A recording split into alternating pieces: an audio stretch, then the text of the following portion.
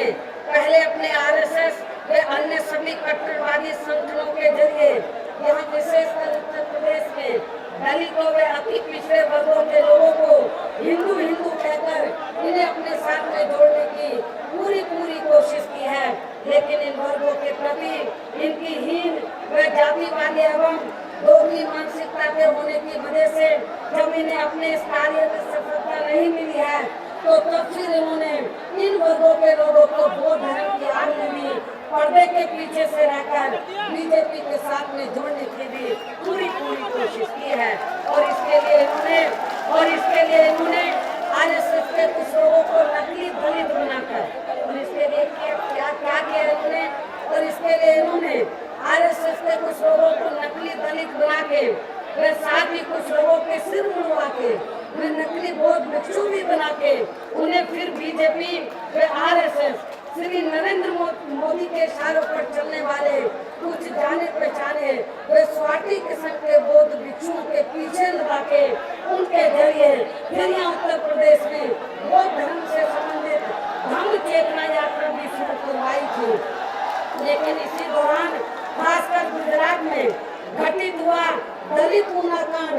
व उत्तर प्रदेश में घटित हुआ दया शंकर सिंह कांड आदि ने अब यहाँ उत्तर प्रदेश सहित पूरे देश के दलितों व अन्य पिछड़े वर्गों के लोगों को बीजेपी व आरएसएस के विरुद्ध इन्हें एकजुट लाकर उत्तर प्रदेश ने पूरे देश में एकजुट लाकर इनको खड़ा कर दिया, जिससे इनके इस धर्म से जुड़े राजनीतिक षड्यंत्र की भी पोल खुल गई है और फिर अंत में इन्हें अपनी इस यात्रा को बीच में ही छोड़कर भागना पड़ा है। इस प्रकार से धर्म की आड़ में भी बीजेपी की स्वार्थ भरी व घिनौनी राजनीति से भी यहाँ खासकर उत्तर प्रदेश के दलितों व अन्य पिछड़े वर्गों के लोगों को हमेशा जरूर सावधान रहना है। इसके अलावा प्रदेश में विधानसभा के आम चुनाव होने तक विरोधी पार्टियों में से खासकर बीजेपी के लोग षड्यंत्र के तहत तिलक तराजू व तलवार वाले नारे को भी फिर से जबरन बीएसपी के ऊपर ठोक कर यहाँ अपर कास्ट समाज के लोगों को भी गुमराह करने का पूरा प्रयास कर सकते हैं, ताकि चुनाव में फिर बीएसपी को अपर कास्ट समाज के लोगों का वोट न मिल सके, जबकि इस नारे में कतई भी सच्चाई नहीं है। और यदि हमारी पार्टी अपर कास्ट समाज के प्रति ऐसी कुछ भी धारणा ऐसे हमारी पार्टी की अपर कास्ट समाज के प्रति ऐसी कुछ भी धारणा व सोच होती तो फिर हमारी पार्टी अपर कास्ट समाज के लोगों को भी अपनी पार्टी के संगठन में उच्च स्थानों पर क्यों रखती और साथ ही लोगों को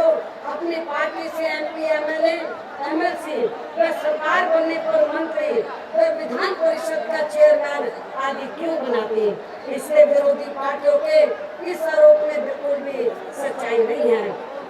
इसके साथ ही उत्तर प्रदेश में विधानसभा के आम चुनाव होने तक बीजेपी के पूर्व प्रदेश पदाधिकारी दया शंकर सिंह की तरह यह विरोधियों द्वारा कभी भी मेरे खिलाफ और भी आपत्तिजनक व शर्मनाक बातें कही जा सकती हैं, जिन पर अब बीएसपी के लोगों को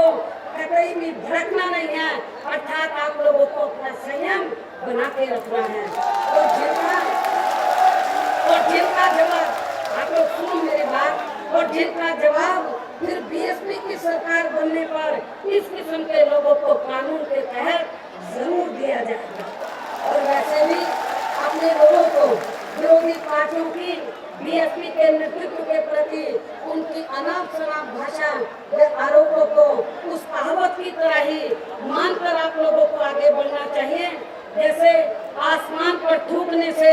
अपना खुद का ही चेहरा गंदा होता है तो फिर आसमान पर कोई भी फर्क नहीं पड़ता है, अर्थात अपनी जगह ऊंचाइयों पर ही बना रहता है। इसके साथ साथ यहाँ मैं ये भी कहना चाहूंगी कि देश व राज्यों में आजकल जितने भी छोटे मोटे अखबार व चैनल आदि चल रहे हैं तो उन पर ज्यादातर धन व पैसा जहाँ बड़े बड़े पूंजीपतियों व धनर सेठों का ही लगा होने के कारण अधिकांश नियंत्रण उन्हीं का ही होता है और फिर ये लोग अपने अपने आर्थिक लाभ के लिए जिन भी पार्टियों से जुड़े होते हैं, तो चुनाव में उन्हीं पार्टियों को ज्यादा से ज्यादा लाभ पहुंचाने के लिए फिर वे इन अखबारों, चैनलों, वे सर्वे कराने वाली एजेंसियों, वे कंपनियों आदि का भी उनके पक्ष में खूब इस्तेमाल करते हैं। लेकिन बीएसपी जैसी जो भी पार्टी देश के पूंजीपतियों व धना सेठों से अपनी दूरी बना के रखती है और सरकार बनने पर उन्हें कोई भी अनुचित लाभ आदि नहीं पहुंचाती है, तो फिर ये पूंजीपति व धना सेठ लोग दुखी होकर बीएसपी जैसी उस पार्टी को चुनाव में राजनीतिक नुकसान पहुंचाने के लिए यहाँ अखबारों, चैनलों व सर्वे आदि का काफी ज्यादा गलत इस्तेमाल करते हैं। और इस बात का खास उदाहरण सन 2007 का उत्तर प्रदेश का हुआ विधानसभा चुनाव है, जिसमें उस समय उनके अधिकांश अखबारों, चैनलों व सर्वे आदि की रिपोर्ट में बीएसपी को तीसरे व चौथे नंबर की पार्टी बताया गया था सन 2007 में। लेकिन जब नतीजा आया तो तब बीएसपी नंबर 1 की पूर्ण बहुमत की पार्टी बनकर उभरी थी। और ऐसी स्थिति में अब प्रदेश की जनता को खासकर बीएसपी के मामले में यहाँ पर्दे के पीछे से बड़े बड़े पूंजीपतियों व धन्ना सेठों द्वारा मीडिया व सर्वे आदि में आए दिन बीएसपी को नुकसान पहुंचाने वाली इनकी इस किस्म की हर खबर व रिपोर्ट से जरूर सावधान रहना है। इसके साथ ही इस समग्र सावधानी के तौर पर यहाँ मैं ये भी कहना चाहूँगी, उत्तर प्रदेश में होने वाले आगामी विधानसभा चुनाव को लेकर आज से कुछ महीने पहले मीडिया ने शुरू में जिन एजेंसियों व कंपनियों के सर्वे में बीएसपी को नंबर 1 की पार्टी बताया था, तो उसके पीछे भी वास्तव में यहाँ बड़े बड़े पूंजीपतियों व धन्ना सेठों की बहुत बड़ी साजिश ये थी कि ताकि उससे फिर बीएसपी के लोग जोश में आकर थोड़े ढीले पड़ जाए और फिर उनसे जुड़ी बीजेपी व अन्य विरोधी पार्टियों को थोड़ा और मजबूत बनने का मौका मिल जाए। इसलिए इन सभी बातों को ध्यान में रखकर प्रदेश की जनता को खासकर बीएसपी के मामले में अखबारों, चैनलों व सर्वे आदि की रिपोर्ट में आए दिन दर्शाई व बताई जाने वाली षड्यंत्र से जुड़ी इनकी इस किस्म की सभी खबरों से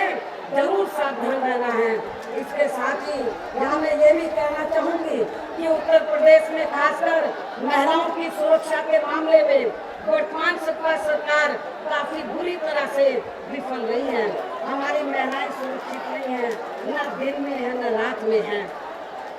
और ऐसी स्थिति में अभी हाल ही में रक्षाबंधन के दिन उत्तर प्रदेश के मुख्यमंत्री ने विभिन्न वर्गों की कुछ महिलाओं से राखी बंधवाने की जो परंपरा मात्र निभाई है, तो उसके बारे में भी हमारी पार्टी का इनको ये कहना है, जब वे अपनी सरकार में प्रदेश की महिलाओं को सुरक्षित नहीं रख सकते हैं, तो तब ऐसे में इनको यहाँ महिलाओं से राखी बंधवाने का बिल्कुल भी नैतिक अधिकार नहीं है।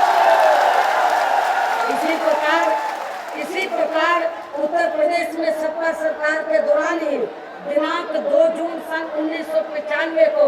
श्री मुलायम सिंह यादव ने अपनी सरकार को बचाने के लिए उस समय जो मेरे ऊपर जानलेवा हमला करवाया था, तो उस घटना को भी मद्देनजर रखते हुए ऐसी स्थिति में अब श्री मुलायम सिंह यादव के बेटे अखिलेश यादव को भी अब मेरे साथ बुआ का रिश्ता बनाने का भी कोई नैतिक अधिकार नहीं रहा। अर्थात इनके ये सभी कृत्य ऐसे लगते हैं जैसे 100 चूहे खाकर बिल्ली हज को चली। इसके साथ साथ इस पार्टी के बारे में, समाजवादी पार्टी के बारे में यहाँ मैं ये भी कहना चाहती हूँ, जब भी उत्तर प्रदेश में जुर्म जाति की कोई बड़ी घटना घटती है, तो तब उस घटना से जनता का ध्यान हटाने के लिए एक सोची समझी साजिश के तहत ही फिर ये समाजवादी पार्टी अपनी पारिवारिक लड़ाई को भी जानबूझकर आम लोगों के बीच में ले आती है। और फिर स्थिति सामान्य होने पर ये एक दूसरे की तारीफ करने लगते हैं। इसलिए इन सभी ड्रामेबाजी से भी प्रदेश की जनता को जरूर सावधान रहना है। इसके साथ ही खासकर और इसके साथ साथ मैं आप लोगों को ये भी बताना चाहती हूँ कि उत्तर प्रदेश में आप लोगों को मालूम है कि सपा और बीजेपी बीजेपी की, यूपी में सपा की, और ये दोनों पार्टियां अंदर अंदर मिली हुई है। सपा और बीजेपी अंदर अंदर मिलकर चुनाव होने से कुछ समय पहले और चुनाव के दौरान भी यहाँ हिंदू मुस्लिम दंगे फसाद करा सकती है, यहाँ चुनाव को सांप्रदायिक रंग दे सकती है। लेकिन मेरा हिंदू और मुसलमानों के सबसे ये कहना है कि आप लोगों को इनके हथकंडे के बहकावे में नहीं आना। और संक्षेप में मेरा यही कहना है कि उत्तर प्रदेश की जनता को विरोधी पार्टियों के इन सभी हथकंडों व इन सभी षड्यंत्रों से सावधानी बरतते हुए या धर्म व जाति से ऊपर उठकर प्रदेश में अपने हितों में बीएसपी की ही सर्वजन हिताय व सर्वजन सुखाय की जरूर सरकार बनानी होगी। और इसके साथ ही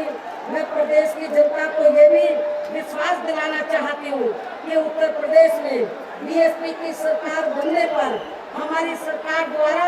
सर्वप्रथम यहाँ हर स्तर पर व्याप्त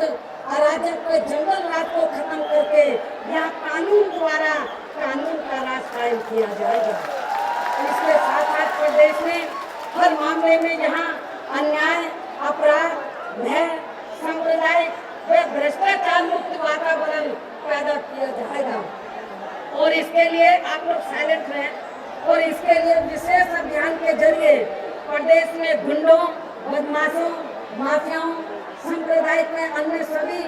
आपराधिक तत्वों को तुरंत ही जेल की सलाखों के पीछे भेजा जाएगा, जहां मेरी सरकार में इनकी असली व सही जगह होती है। और इतना ही नहीं बल्कि सपा सरकार में जुर्म जाति के शिकार जिन दुखी व पीड़ित लोगों की थानों में अभी तक रिपोर्ट तक भी दर्ज नहीं की गई है, तो उनकी भी फिर रिपोर्ट दर्ज करा के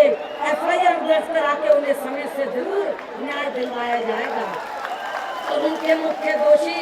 लोगों के साथ साथ उन्हें बचाने वाले पुलिस व प्रशासन के अधिकारियों को भी फिर बख्शा नहीं जाएगा। इसके साथ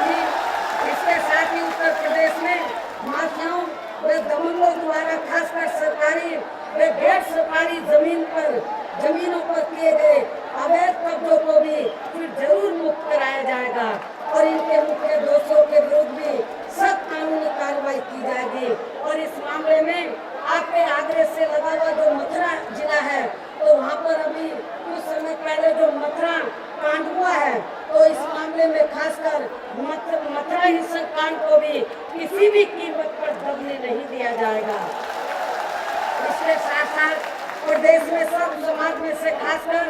गरीबों, दलितों, पिछड़ों, मुस्लिम व अन्य धार्मिक अल्पसंख्यक समाज के लोगों के साथ ही यहाँ महिलाओं, छात्रों, युवाओं, बुजुर्गों, मजदूरों, कर्मचारियों, किसानों, छोटे व्यापारियों व अन्य क्षेत्रों में लगे लोगों की सुरक्षा का तथा उनके हितों का भी विशेष ध्यान रखा जाएगा। इसके अलावा जनहित व जन कल्याण के सभी जरूरतों को भी समय पर उपलब्ध कराया जाएगा। और इतना ही नहीं बल्कि बीएसपी की सरकार में वर्तमान सपा सरकार की तरह विकास का लाभ केवल यहाँ एक विशेष जाति व एक ही क्षेत्र के लोगों को नहीं दिया जाएगा, बल्कि प्रदेश में सभी क्षेत्रों व सभी वर्गों के लोगों का बिना कोई भेदभाव व पक्षपात के एक समान ही दिया जाएगा। और इस मामले में खासकर प्रदेश के गरीबों, दलितों, पिछड़ों, मुस्लिम व अन्य धार्मिक अल्पसंख्यक समाज के लोगों के हितों का व अति पिछड़े हुए क्षेत्रों को भी विकसित करने की तरफ भी प्राथमिकता के आधार पर पूरा ध्यान रखा जाएगा।